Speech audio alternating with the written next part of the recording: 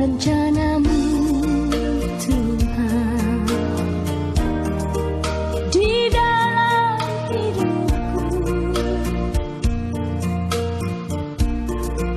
Walau ku tak tahu dan ku tak mengerti semua jalanmu, dulu ku tak tahu, Tuhan, berat ku rasakan, hati menderita dan ku tak berdaya menghadapi semua. Tapi Inilah Injil Yesus Kristus menurut Lukas. Para pemungut cukai dan orang-orang berdosa biasa datang kepada Yesus untuk mendengarkan Dia. Maka bersungut-sungutlah orang-orang Farisi dan ahli-ahli Taurat, katanya, Ia menerima orang berdosa dan makan bersama-sama dengan mereka. Maka Yesus menyampaikan perumpamaan ini kepada mereka. Ada seorang mempunyai 2 anak laki-laki. Kata yang bungsu kepada ayahnya, Bapa, berikanlah kepadaku bagian harta milik kita yang menjadi hakku. Lalu ayahnya membagi-bagikan harta kekayaan itu di antara mereka.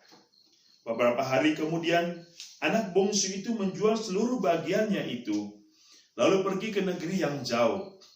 Di sana ia memboroskan harta miliknya itu dengan hidup berfoya-foya. Setelah dihabiskan harta miliknya, timbullah bencana kelaparan di negeri itu, dan ia pun mulai melarat. Lalu ia pergi dan bekerja pada seorang majikan di negeri itu. Orang itu menyuruhnya ke ladang untuk menjaga babi. Lalu ia ingin mengisi perutnya dengan ampas yang menjadi makanan babi itu, tetapi tidak seorang pun yang memberikannya kepadanya. Lalu ia menyadari keadaannya, katanya, betapa banyak orang upahan Bapakku yang berlimpah-limpah makanannya, tetapi aku di sini mati kelaparan. Aku akan bangkit dan pergi kepada Bapakku dan berkata kepadanya, Bapa, aku telah berdosa terhadap surga dan terhadap Bapa. Aku tidak layak lagi disebut anak Bapa. Jadikanlah aku sebagai salah seorang upahan Bapa. Maka bangkitlah ia dan pergi kepada bapaknya. Ketika ia masih jauh, ayahnya telah melihat dia. Lalu tergeraklah hatinya oleh belas kasihan. Ayah itu berlari mendapatkan dia, lalu merangkul dan mencium dia. Kata anak itu kepadanya, Bapa, aku telah berdosa terhadap surga dan terhadap Bapa. Aku tidak layak lagi disebut anak Bapa. Tetapi ayah itu berkata kepada hamba-hambanya, lekaslah bawa kemari jubah yang terbaik dan pakaikanlah kepadanya. Kenakanlah cincin pada jarinya dan sepatu pada kakinya, dan ambillah anak lembu tambun itu, sembelilah dia, dan marilah kita makan dan bersuka cita.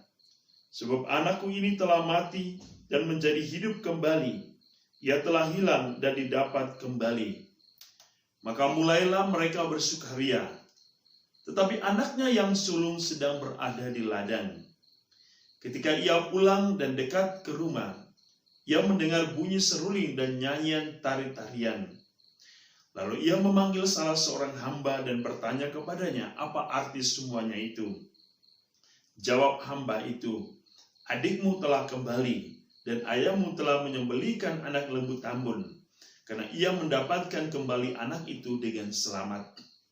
Maka marahlah anak sulung itu dan ia tidak mau masuk. Lalu ayahnya keluar dan berbicara dengan dia. Tapi ia menjawab ayahnya, katanya, telah bertahun-tahun aku melayani Bapa, dan belum pernah aku melanggar perintah Bapa. Tetapi kepadaku belum pernah Bapa memberikan seekor anak kambing pun untuk bersukacita dengan sahabat-sahabatku.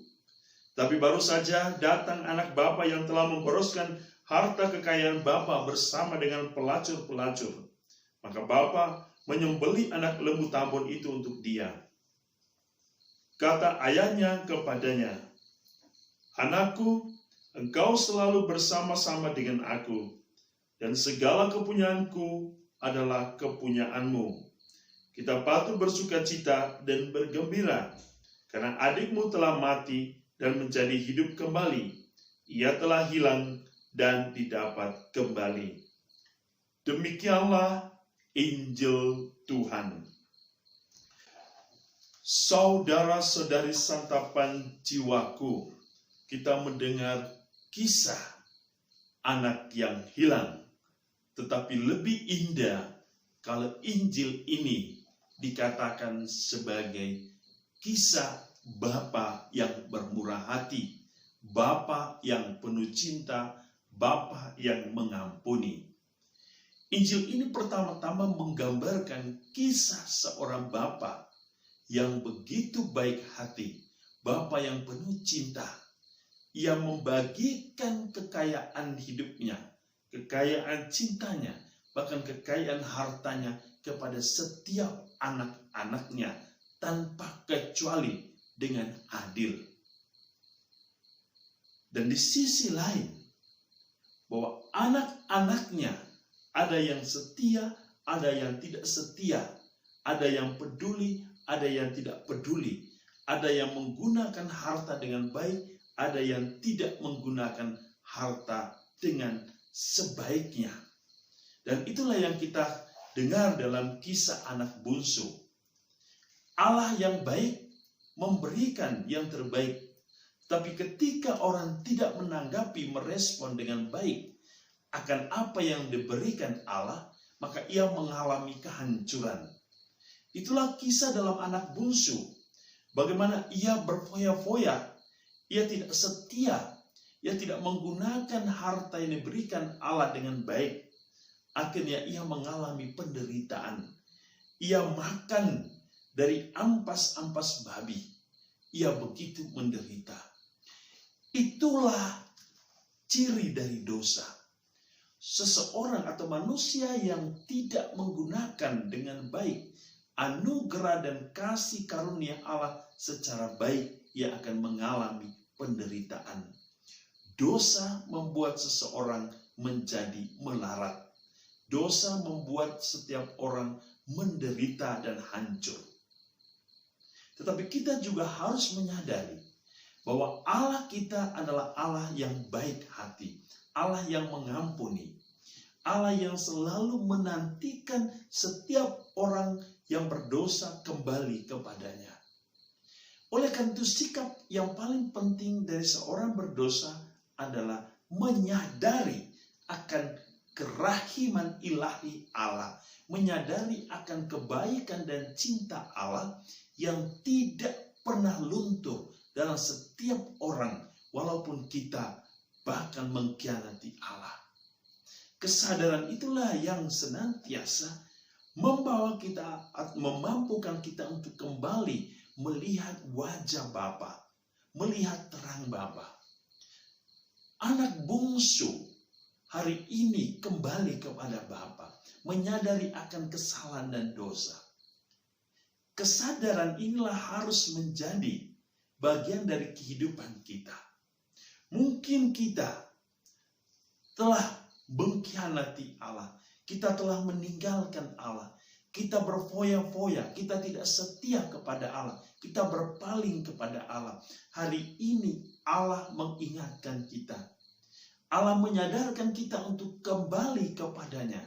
Sebab ia ingin kita ada dalam rangkulan kasih-Nya.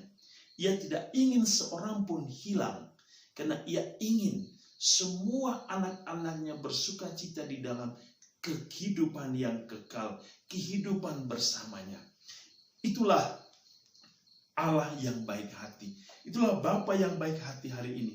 Ia selalu mengambil inisiatif untuk datang mencari kita, untuk datang memeluk kita, untuk datang merangkul kita.